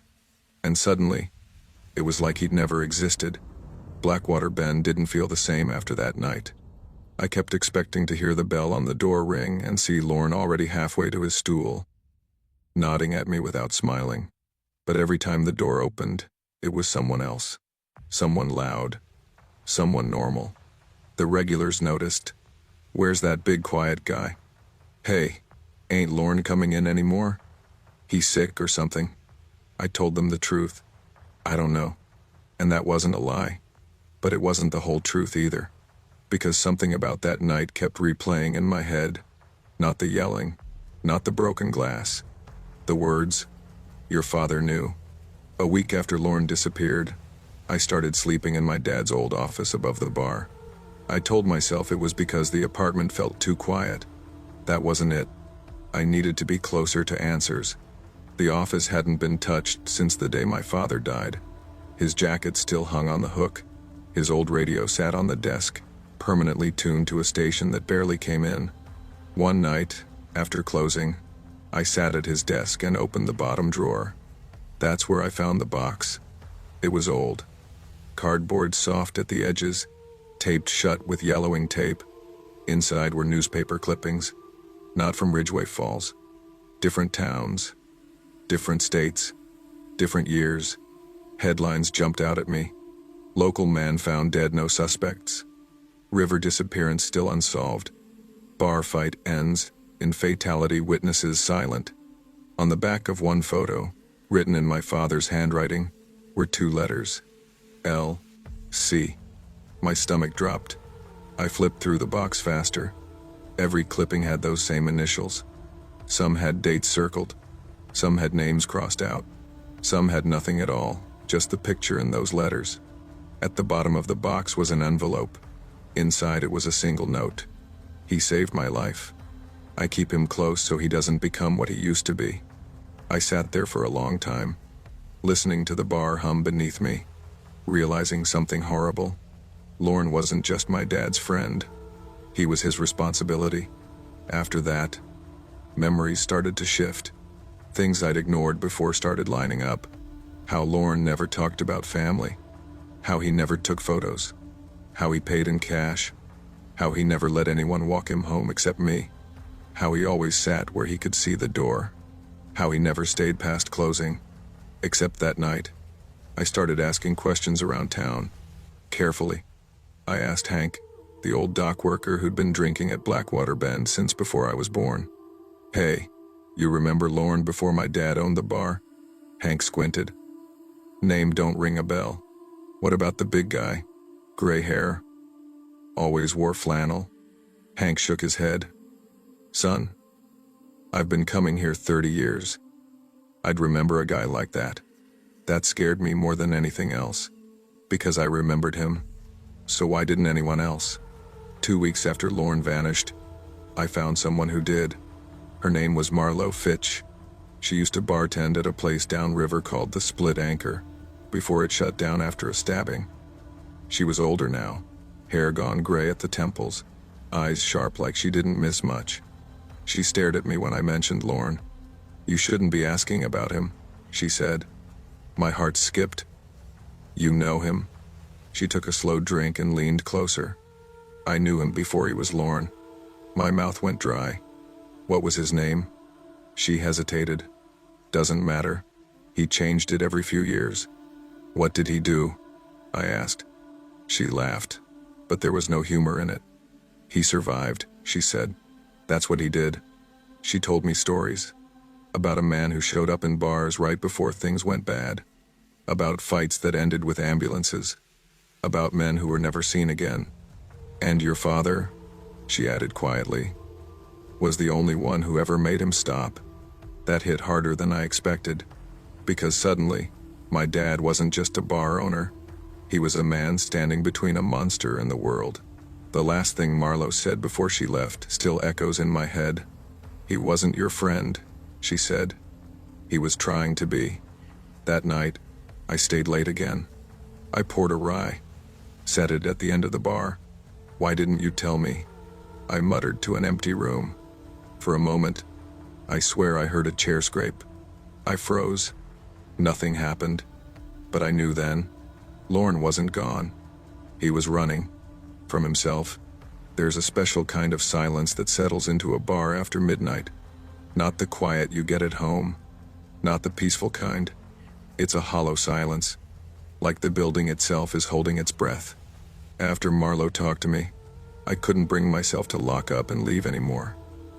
I stayed late, every night, sitting at the bar, staring at the same empty stool where Lauren had sat for more than half my life. I kept thinking about what she'd said. He wasn't your friend. He was trying to be. That sentence bothered me more than everything else combined. Because what does that even mean? Either someone's your friend, or they're not, right? I started noticing things I had ignored for years. How Lauren never laughed too hard. How he never drank more than he could control. How he never let himself relax completely. Like he was always on duty. Like the bar wasn't a place to unwind, it was a place to contain himself. And then it hit me. Maybe Lauren didn't come to Blackwater Bend because he liked the drinks. Maybe he came because my father was there. I dug deeper into my dad's things. Not out of curiosity anymore, out of necessity. In the back of his filing cabinet, behind old tax records and vendor invoices, I found another envelope. This one was thicker, heavier. Inside were handwritten pages. My father's handwriting. Not neat, not organized, like he'd written it fast, afraid he might change his mind. If you're reading this, then I'm gone. And if Lauren is gone too, then I failed. I felt my throat tighten. He came into my life angry and broken. The kind of man who doesn't feel guilt until it's too late. I don't know exactly what he did before Ridgway Falls. I never asked. I didn't need to. Some people don't need forgiveness. They need boundaries. I sat down hard in the chair. I kept him close. Gave him routine. Gave him rules. Gave him a place where violence had no purpose. That was the deal. The paper shook in my hands. If he ever loses me, he might lose control. And if that happens, I pray to God he runs instead of hurting someone. I understood now. Blackwater Bend wasn't just a bar. It was a leash. 3 nights later, the call came. 217 M. Unknown number. I almost didn't answer. Hello? There was heavy breathing on the other end. Then a voice I hadn't heard in months. You shouldn't have looked, Lauren said. My chest tightened. Where are you? Doesn't matter. You're scaring people, I said. You scared me. A long pause. I scared myself first. I swallowed. You don't have to do this alone. He laughed. A dry, tired sound. That's the problem, he said. I always was alone. The line went dead. The next morning, police cars lined the river access road just outside town. A fisherman had found something. A jacket. Green. Worn. Familiar. Lauren's. No body. No blood. Just the jacket folded neatly on a rock by the water. Inside the pocket was a note. My name on the front. The officer hesitated before handing it to me. I knew why.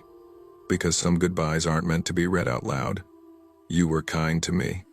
That's more than I deserved. Your father understood what I was. You only saw what I tried to be. That's the difference between us. If I stay, people get hurt. Maybe not today. Maybe not tomorrow. But eventually, this is me doing the one good thing I still can. My hands were shaking. Friendship isn't about being known. It's about being stopped. At the bottom, one last line. Tell the bar I'm sorry. They ruled it an assumed drowning.